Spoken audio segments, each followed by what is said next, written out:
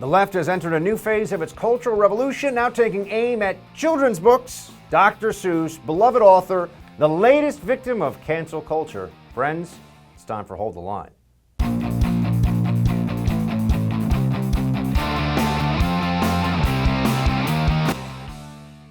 Welcome to Hold the Line. I'm Buck Sexton. Dr. Seuss, you think you know, you think you can celebrate and enjoy and read it to your kids and it's fine.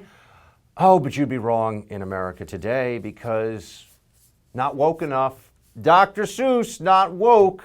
No green eggs and ham for him, that's for sure. Here you go. Dr. Seuss from Seuss Enterprises. They're pulling 6 books, but these books portray people in ways that are hurtful and wrong. Ceasing sales of these books is only part of our commitment and our broader plan to ensure Dr. Seuss Enterprises catalog represents and supports all communities and families. This is now preemptive self-cancellation. I mean, the cancel culture woke warriors couldn't hope for anything better than this next phase, where you decide yourself. You don't even wait, you see, for the boycott. You don't wait for the angry woke mob to demand you're fired or deplatformed or ruined. You pull your own books. Here you go. You got, and to think that I saw it on Mulberry Street, McElligot's Pool, the Beyond Zebra, Scrambled Egg Super, and the Cat's Quizzer. We have defeated stereotypes, racism, classism, sexism, name an ism. Pulling these 6 books, I'm sure, has defeated it. It's very exciting stuff, I know. But there will be no celebration. No, in fact, if there was a celebration, I guess it would be a book burning, because that's what's next. That's what we can all expect here. Why are they doing this? Well, because they know that if they wait, perhaps they'll be subject to even more woke scolding and attacks, more boycotts, more corporate cowardice.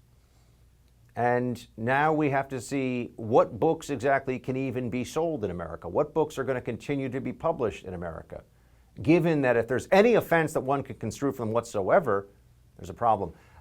Given that we're supposed to judge people who are writing 30, 50, 100 years ago by the moral standards of today, and all of their works by those standards, when you look at the shifting landscape in America of culture and morality, someone is going to have to explain to me who will be left. Who from the 1950s had the appropriate ideology on the 37 plus genders that exist in America? Did anybody? So how can we celebrate how can we read Orwell's 1984 itself? Was Orwell enough of a friend to the LGBTQ plus community? I don't think so. So the greatest author, arguably, of the 20th century in the English language, George Orwell, maybe he should just be canceled too. Not woke enough. Look, I get it. Some of the stuff in these books, and I don't have any Dr. Seuss books at home now. I don't have kids, but I remember reading them all the time in my school library growing up.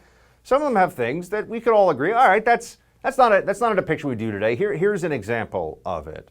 The quote is a Chinaman who eats with sticks at the bottom there. And let's all be very clear about this, okay? It's not to say that this is a depiction that anybody today would celebrate or be okay with. It's that you can still allow people to read books, to have children's authors where their works are continuing to be in circulation. If you want to put some kind of, just to be aware this book was written in the forward or something, I understand that. If you want to put some context in it, that can make sense. But don't just pull the whole book off the shelf. Notice they won't even just excise the offending cartoon. There has to be a punishment made for the people that, I don't know, are benefiting from this still. Dr. Seuss was making tens of millions of dollars even as of last year still. A lot of it because of The Grinch Who Stole Christmas and the intellectual property rights to that. But this is what we're heading to as a country. This is where we are now because the Biden administration certainly doesn't want to slow this down. In fact, Biden removed Dr. Seuss from Read Across America Day. Now, understand that Dr. Seuss is central to Read Across America Day, but doesn't matter. Because instead of encouraging people to read books, instead of encouraging young people to spend more time reading and less time anger tweeting and posting self-debasing videos on TikTok, we're saying let's just abolish many of the authors of the past. They can go after anyone. There is no author that you know and love who was writing even in the 20th century that they could not find some means of canceling. They could not find some way of going after that person. And look at how quickly it changes. Here was Barack Obama in 2015 at the White House talking about Dr. Seuss. Pretty much all of the stuff you need to know is in Dr. Seuss. It's like the Starbelly Sneetches.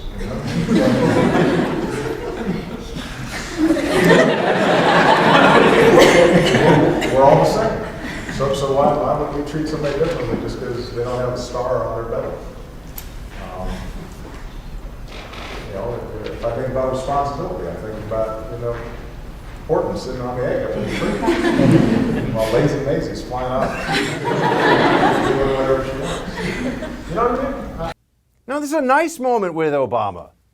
He's reaching out to young people. He's talking about Horton, here's a who, and we all understand what the place of Dr. Seuss is in society. Nobody's writing their sociology. Actually, they probably are writing their sociology PhD now on how Dr. Seuss is continuing and perpetuating stereotypes that are part of the patriarchy and a grave offender in the intersectional universe in which we live. Other nonsense that's not helpful to anybody. But this is now the country that we live in because the woke left is ascendant and people won't stand up and they'll say enough is enough. They're going to keep pushing. I think people need to understand that. I think people need to see that this won't tire itself out as a movement. No, it will consume itself actually before it gets tired. Amazon is among the most powerful, wealthy companies in the entire world. Amazon is more powerful and wealthy than most nation states. And yet they had to make this little change. Their logo on the left, you see, what do you see when you see that logo on the left? Yeah. Do you see a Hitler mustache? Because that's what the complaint was. They changed that logo because they said, some people, when I say they, someone got angry and said it reminds them of a Hitler mustache. Not a piece of paper that you would make a notation on, that you've pulled off of a notepad, which is what a normal person would see there. No, that's a kind of cerulean blue Hitler mustache, some kind of dog whistle to all the white nationalists that are taking over America. That's what the Amazon symbol was, they claimed, basically. And so they changed it to one on the right, which, I look at that and I just see the patriarchy. How? Why? Don't ask any questions or you're part of the patriarchy. See how stupid this all gets, how destructive and pointless and wasteful it is. But that's the point. They have power. They can do this.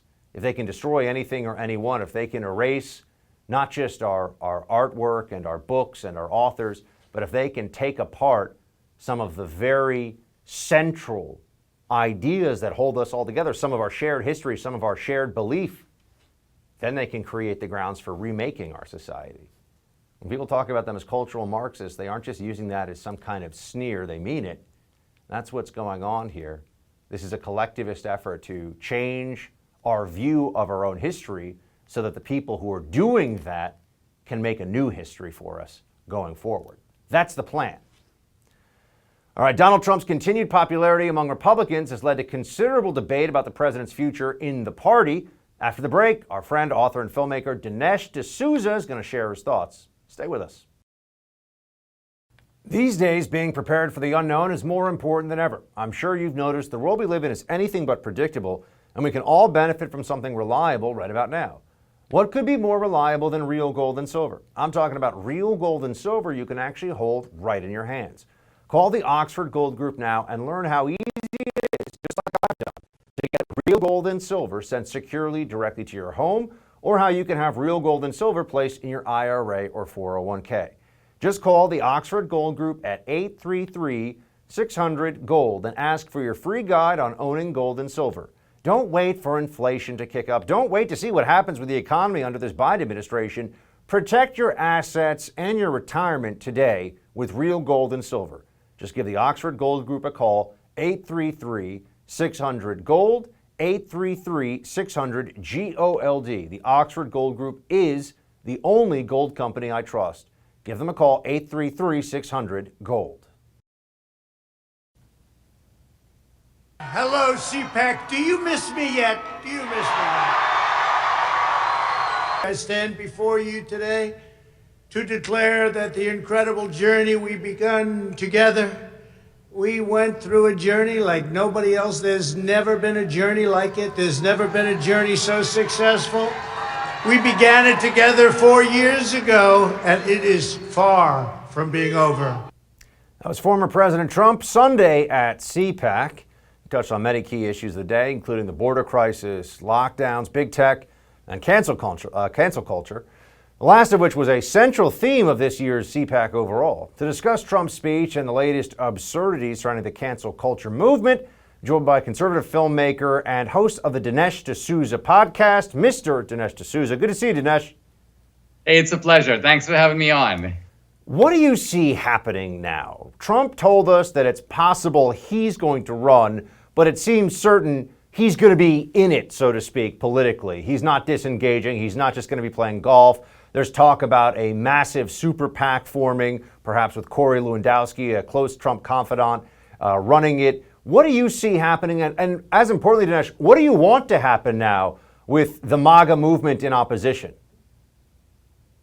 Well, I think that Trump was really in his element. I just almost laughed out loud when he talked about beating them a third time. I think that it was very good news to me that Trump is not starting a new party. I didn't take seriously the idea that he was, but there was talk and there were news reports that he was being urged to do that. That would, of course, would have been disastrous. I think Trump very clearly came right out and said, I'm not doing that. I'm not stupid. I'm not going to divide the conservative right of center vote. So I think that's very good news. It seems like his goal is the remaking of the Republican Party into a kind of, you may say, a holy MAGA party. He wants to sort of magify the Republican Party and knock out some of the people who voted against him on the impeachment issue. I wish that he would simultaneously, through the Trump Organization, start a massive media network, because we don't need 10 media networks, but we do need one. We've lost Rush. Fox News is sort of up and down. And so the bottom line of it is, I think we not only need good ideas, but we need a way to get those ideas to the American people, and particularly to undecided voters who don't pay everyday attention to politics. What do you see as the core focus from here on out from Trump when it comes to the midterms? He's already saying that he wants to put the best team possible on the field. People around him are saying this, and the president was indicating that he expects the midterms to be critical as a step toward, look, the presidential election, as we all know, is 4 years away. That's a bit of time. There's a lot that's going to happen between now and then. What do you see as the main fronts of battle for the MAGA movement until the midterms? I think that the biggest challenge for the GOP is to create a united front. By and large, the ruling party typically loses seats, and quite a lot of seats in the midterms. The Biden people are off to a very bumpy start. I think a lot of people didn't really know what they were signing up for, and they're quite flummoxed by Biden. So all of this is very good news. The wind comes to our back. But on the other hand, if we go into the midterms and we have these internecine battles between traditional Republicans and Trumpsters, and basically McConnell and Trump are firing salvos at each other, that's obviously not a good sign. So there needs to be a unified Republican Party. I think Trump is right. It has to unify more around him, because that's where the base already is. I want to get your thoughts on the most recent round of cancel culture that's come out, Dinesh. But first, here's the president speaking about that issue at CPAC. And in particular, we reject cancel culture.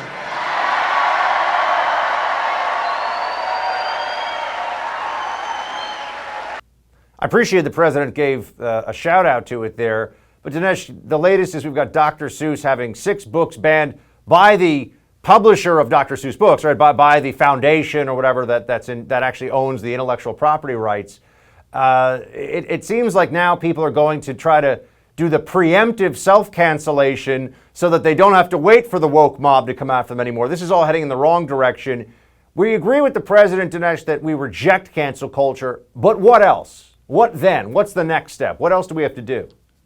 Yeah, I think when Trump said that, and for that whole almost lead up in the speech, I was getting very frustrated because this is what I would call sort of Rona McDanielism. It's Rona McDaniel. We must do this and we ought to do that and we stand against this and blah blah blah. But the bottom line is, who cares? Who cares if you stand against something? What do you actually intend to do about it? Now, right after that, Trump sprang an idea that I think was the best idea in the whole speech and is really worth considering. Because, of course, right now, while the National Review types are debating, should we repeal Section 230? That's not going to happen under the Biden administration because the cancel culture people are doing their bidding.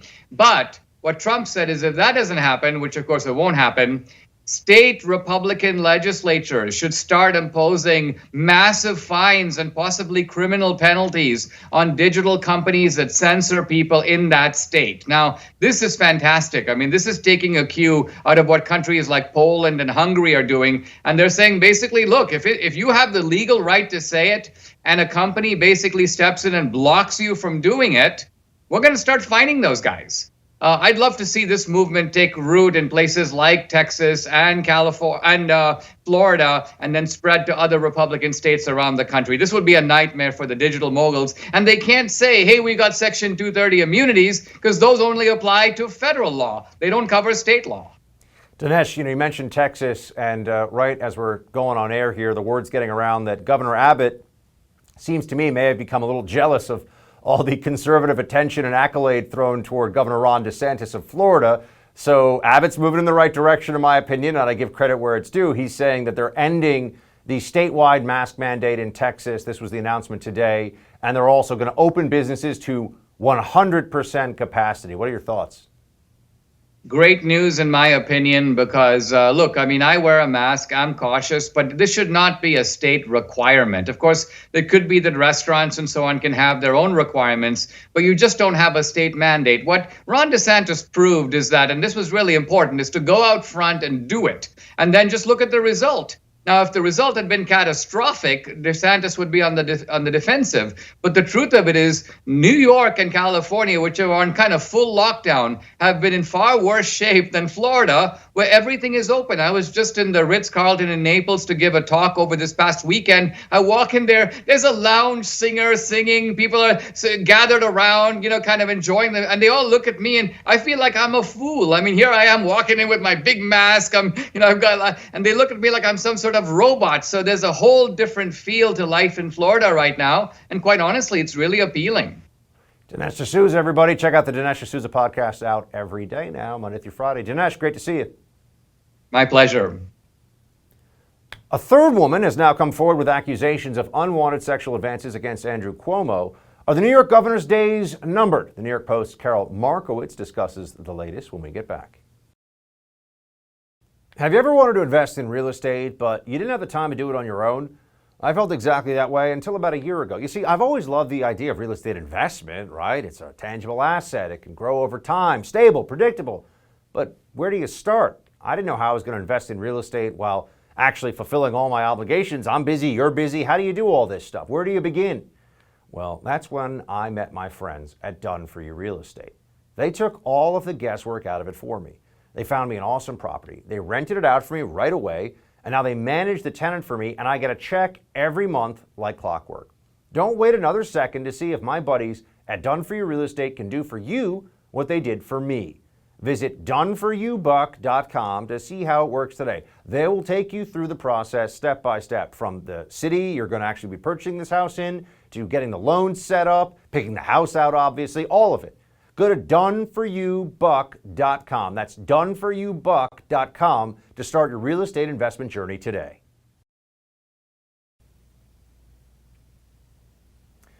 New York Representative Kathleen Rice becomes the first Democrat in Congress to join the push for Governor Cuomo to resign after a third woman has accused him of unwanted advances, saying, quote, "The time has come."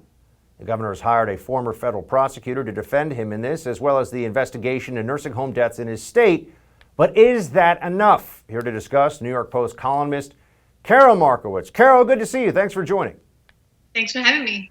So, Carol, the third accuser told the New York Times that Governor Cuomo grabbed her face and asked if he could just kiss her moments after meeting her at a wedding in 2019, and he hasn't yet addressed that specific accusation, but did release a statement on Sunday. Here it is. At work, sometimes I think I'm being playful and make jokes that I think are funny. I do on occasion tease people in a way that I think is good-natured. I acknowledge some of the things I've said may be misinterpreted as an unwanted flirtation. To the extent anyone felt that way, I'm truly sorry about that. What do you make of the Cuomo apology? Yeah. It's so funny. And Saturday Night Live made this joke, but I've been saying this for a while, is that nobody is like, what? No, that doesn't sound like Governor Cuomo. It sounds exactly like him. We've been watching his press conferences where he makes these like inappropriate comments and jokes for months, right? And it was adorable, and the media loved it, and people wore T-shirts that grossly said Cuomo sexuals. And so here we are, where obviously he did these things, obviously, and his apology is, really weak. And the thing that really sticks out to me is he has yet to apologize for the main thing, which is lying about nursing home numbers, hiding the numbers because he was afraid of Trump's mean tweets, and just making a debacle of the whole COVID-19 response in New York while being hoisted on a pedestal by the media. And you have a number of Democrats now who are coming out against him, including those calling for the Cuomo probe include Alexandria Ocasio-Cortez, Andrew Yang, Jerry Nadler, Gillibrand. I mean, Democrats, Chuck Schumer, senior senator from New York. I mean, these are Democrats that people have heard of and know about. What do you make of this? It's hard to look at this and not think at some level, so the covering up the nursing home deaths by the thousands, that they could live with because that was meant to beat Trump, and you got to do what you got to do. But the unwanted flirtation and harassment thing, that's too much for the Democrats? Is that where we are? Well, a lot of those are prominent leftists, and he has had a problem with his left flank. I mean, you didn't mention the main person who could not be happier, Mayor Bill de Blasio. He is just filled. He's all over TV like, what? I can't wait to talk about whatever you want me to talk about. And let's talk about Cuomo too. It's also funny because it's so obvious that he had been abusive to so many people, including Mayor Bill de Blasio, really openly for so long. But I guess when you make the change into sexual harassment, people actually care about it. But everybody knows that he calls up reporters and threatens their jobs and, really berates people or sends his ridiculous goon aides after them. And nobody really seemed to mind that as long as he wasn't asking to kiss somebody. So, well, you mentioned Bill de Blasio, and I agree with you, by the way. Even Bill de Blasio can be correct and useful. I've been telling people it is possible for Bill de Blasio, in this limited circumstance, as hard as it is to say this out loud, to be useful and wise. Here he is talking about this issue. That's not an apology. He seemed to be saying, I was just kidding around. Sexual harassment is not funny. It's serious. It has to be taken seriously. And he just clearly was letting himself off the hook for something that, for the women involved, sounded pretty terrifying. And no, we need a full investigation. I've been arguing for a while that you could certainly make a case that Bill de Blasio is the worst mayor in America. But if he's the worst mayor, I think we got to say that he's at a better spot right now than Cuomo is. So can't you then argue that Cuomo might in fact be the worst governor in America? Well, yeah. I mean, I think that Cuomo has, been in the running for that for a while. What's scary to me, and I'm sure it is to you too, I know we've talked about New York and how much trouble it's in, is that I could completely see Cuomo winning a fourth term. I think that's easily within the realm of possibility, even if the election was tomorrow. I just think that the Democratic Party in New York is really strong, and the Republican Party is uniquely weak, and they are not capitalizing on this at all. I mean, can we name a prominent Republicans that have come out against Cuomo? Nobody knows anybody. Like they exist, of course, but they're just not really, in the limelight. And so we live in a state where the one-party rule is going to continue, and whether it continues with Cuomo in a fourth term or somebody, that takes over for Cuomo if he steps down, which I don't see, either way, we lose. I do find it interesting. You are a columnist at the New York Post, and the Post broke the story many months ago about the covering up of the nursing home deaths and was one of the few outlets that was even trying to report on this during the 2020 election cycle, which is not surprising when anybody thinks about the politics involved. It has been fascinating, though, to see some of the flagship liberal news publications out there suggesting that they're now truth tellers on the Cuomo issue. But one place, and they're of course very late to the party, but one place where you're not going to hear any truth about Governor Cuomo is on the Chris Cuomo show at CNN, and he's basically admitted as much. Let's hear what he had to say. You're straight with me, I'll be straight with you. Obviously, I'm aware of what's going on with my brother. And obviously, I cannot cover it because he is my brother.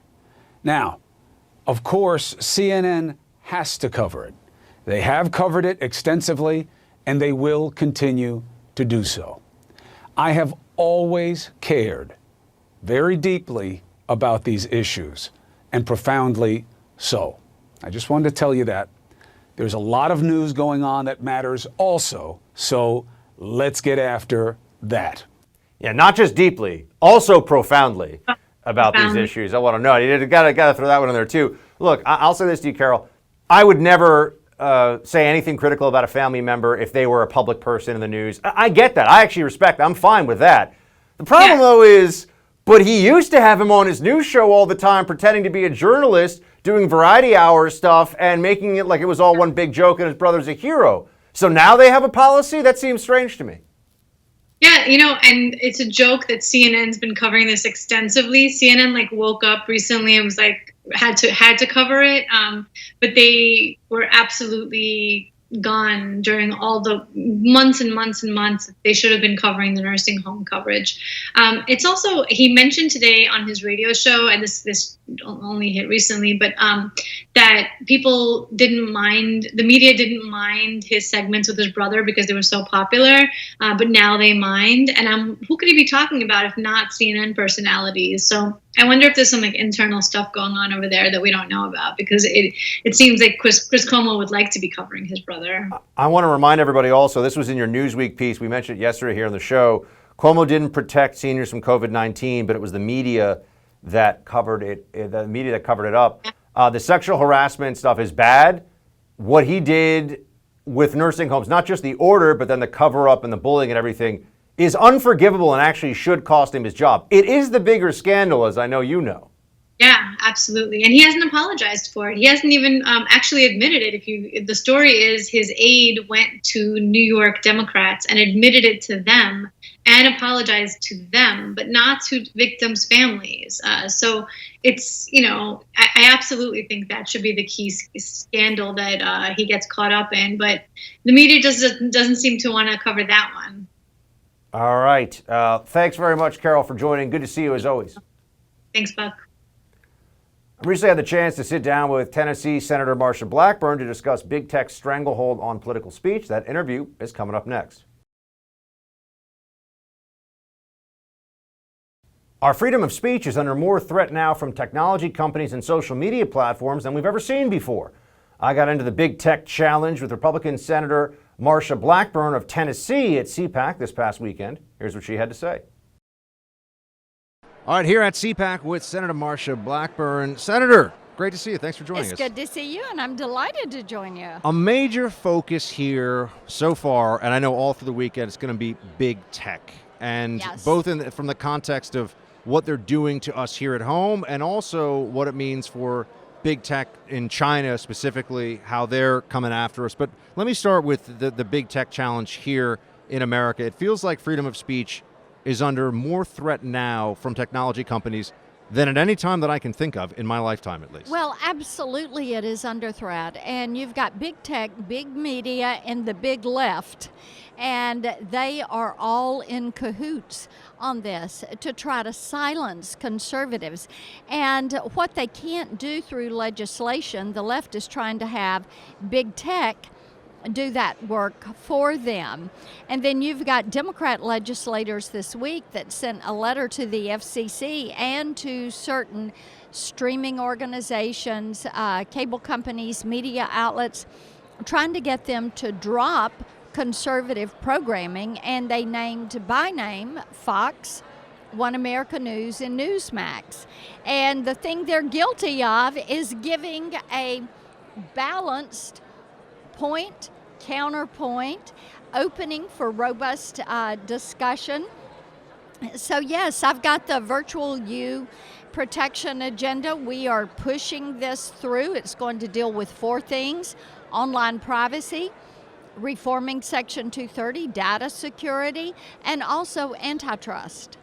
Now, what are the prospects for getting any actual movement on that, given the current composition of Congress? Well, actually, you've got privacy. Online privacy has had bipartisan support. I've had that bill since 2012, and it does have bipartisan support. There is agreement that we should address Section 230 and clean up the language there so that you remove terms like the term otherwise objectionable, which is what big tech hides behind when they go in and censor people. And there is agreement that there should be a review of antitrust provisions in relation to companies like Google and... Do you think big tech should be broken up? I think that it is the worthy discussion to have. But here's the thing. If you go in and execute privacy, which gives you the ability to say, big tech, you cannot track me, follow me, data mine me, or share or sell my information without my explicit consent, and you can't bump me off your platform if I don't give that consent. Then what you do is reduce the number of eyeballs. So you want to do that first because that somewhat reshapes their marketplace. Then you want to exercise the Section 230 reforms. That reshapes. You want to define data breach and data security and put a specific amount of time on that. So they have to tell you in like 2 days, not 2 weeks or 2 years, if they've had a data breach. Then see where that gets you, and then move to antitrust as the last component. If that legislation were to go through, are you confident that the purge of conservatives from the digital public square that has been underway, kicking people, quite honestly, like me, off of different platforms at times? I've experienced it. Yeah. You're a sitting U.S. senator, even more shocking when you think about this. Are you confident that that will be enough to create the free speech grounds that we need, this legislation? I think that it goes a long way in sending a message. And then the other thing is we the people have to be the people on protecting our rights. And if they take if the left gets rid of the First Amendment, then you know they're coming for the second and right on down the list. So it is going to be imperative that people start holding to account some of these tech platforms. It is going to be imperative that they talk about it when they get blocked or throttled or shadow banned or demonetized or deplatformed, and begin to bring that out in the open. You also focus a lot on China and the challenge that China poses for us on national security, economic, trade grounds. Right. What can we do now, considering that there's a reset underway with this Biden administration? What are you pushing for, and what are your concerns about how U.S.-China policy may shift? I'm very concerned about it because if you want to take it by different stovepipes with China, look at what they're doing with Huawei. We have to keep them on the entities list, which blocks them from selling into the USA. They embed their technology with spyware. We have to make certain that we continue the Trump policies on China. He understood China, and he understood they really practice rob, replicate, and replace, which is taking our technology, our intellectual property, reverse engineering or producing it, and then driving U.S. companies out of the marketplace so that they're the sole source for some product that you want. So we need to continue Trump's policies in that area. You have to look at what is happening with human rights violations with Hong Kong and the freedom fighters and the Tibetans and the Taiwanese and the South China Seas, and then the genocide of the Uyghurs that are there, and say to international organizations, you cannot admit them. The fact that Biden has gone back to the WHO is disgusting. That is something that emboldens China. And on the election integrity issue, which it feels like hopefully we can begin to speak about again without fear of that triggering all kinds of algorithms of censorship and cries of outrage. What would you like to see at the state level done and at the federal level? How do we clean things up so that there's greater, because we know all the data, all the polling shows, confidence in the election is a problem with many, many, many millions of Americans. What can we do to change that? And that has to be done at the state and local level. The federal government cannot do that, and we do not want federally controlled elections. The Constitution gives that to the state and the subdivisions of the state. So we want it to stay there. But I would say to every one of your listeners, go to the election commission in your county and ask them, when is the last time you purged the voter rolls? Do you need help? Do you need volunteers to help check addresses, check deaths, check people that have moved out of the county so that these rolls are clean? Do you need help validating signatures? Do you need election day workers? And get involved with that. That's how we fix this. You have to be sure that the rolls are accurate before you mail the ballots out or before you open the voter rolls. And this year, what happened? You had some houses that got 5, 6, 7 ballots. You have some people that had moved out of state, been out of Georgia for 5 years, and what happened? They got a ballot in the mail to their forwarded address. Senator Marsha Blackburn, thanks so much for your time. We appreciate it. Good to be with you. Thank you. It seems every day new evidence emerges calling into question the effectiveness of strict public health measures to combat COVID-19. After the break, my interview with former New York Times reporter and fellow lockdown skeptic, Alex Berenson. You never thought that COVID-19 could cost you your home, right? Well, here's the thing, it actually can. Cybercrime overall is up about 75%. And by far the most serious cybercrime when it comes to your home is home title theft. That's right, cyber criminals, foreign and domestic, are now after our homes, and it's easier than you'd think. The title documents to our homes are online now.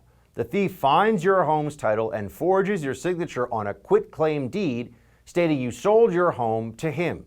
Then he takes out loans on your home and leaves you in debt. You won't know until late payment or eviction notices arrive.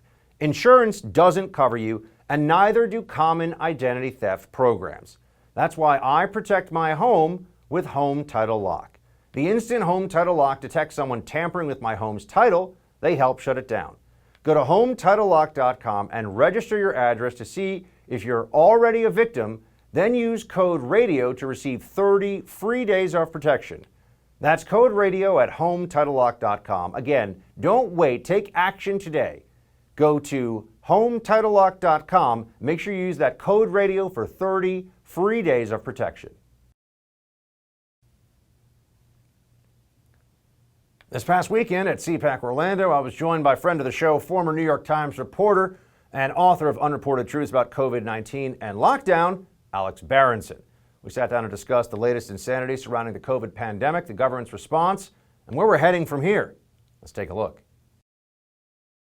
The man himself, live and in person for the first time here on the Buck Sexton Show. We got Alex Berenson, author of several books on Amazon, Unreported Truths about COVID-19. Also, please go buy his latest thriller novel. If you support his work on COVID-19 Truth, go buy The Power Couple or one of his other excellent spy thrillers. Alex, good to see you in person, man. How you Buck, doing? it's nice to meet you face to face. Yeah. How are we doing here, man? It feels to me like we're not learning the lessons we need to about COVID, and now we're really descending into crazy town with, even after the vaccine, things have to stay the same.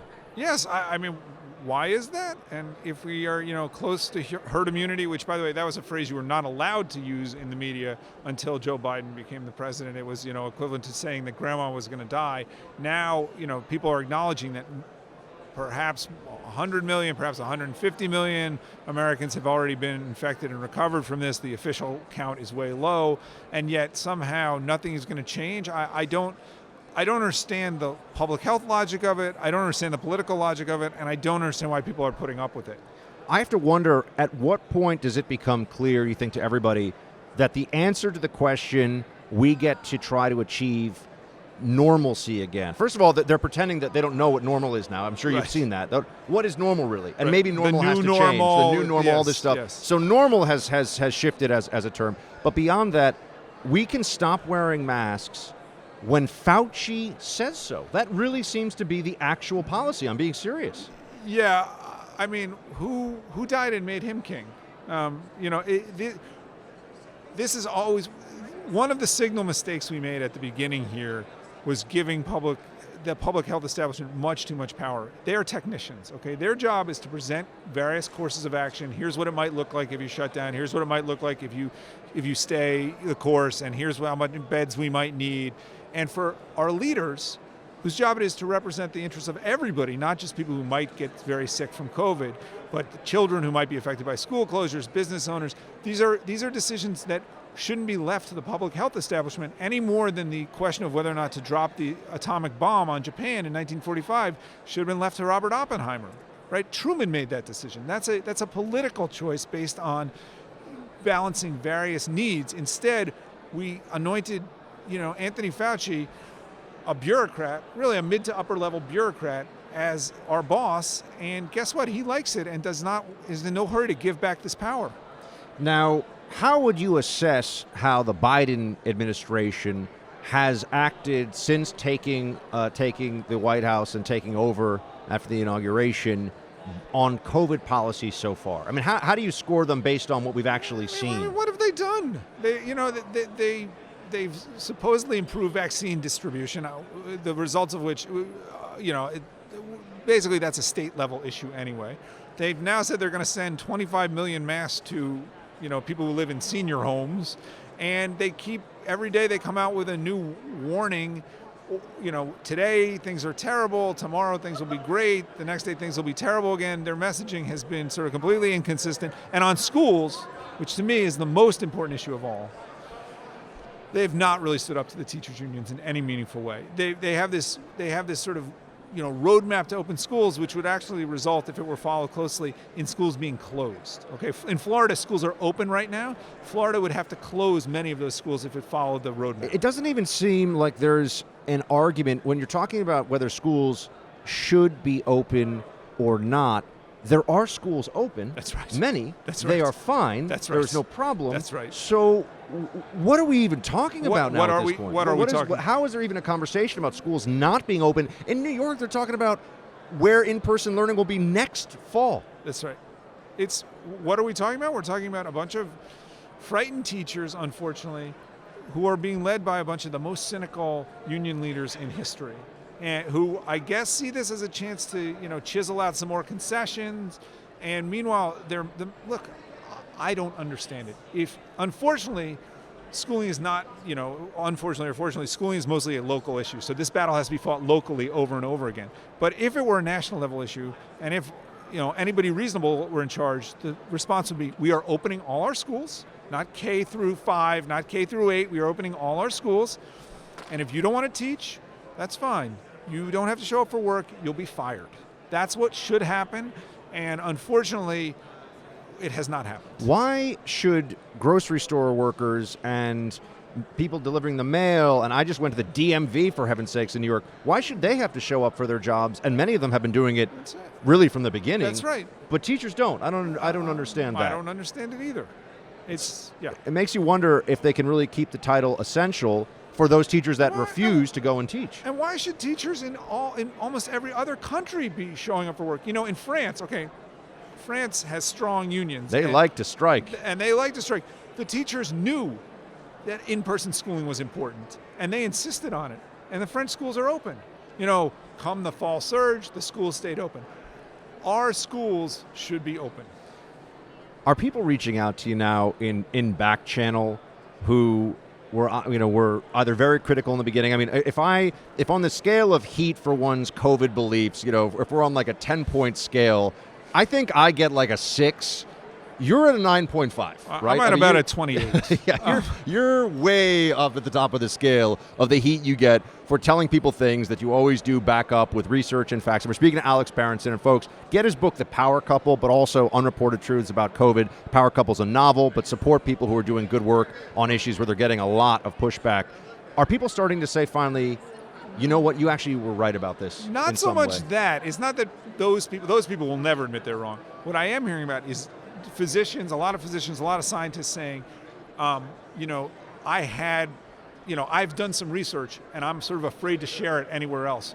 Can you publish this for me? There was something, it could be in sort of several different domains that has happened recently.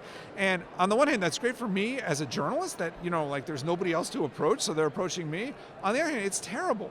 There should be 10 people like me or 50 people like me out there speaking loudly and getting the truth out. And that, instead there's like 4 of us. It's really bad. Alex, where do you think this goes?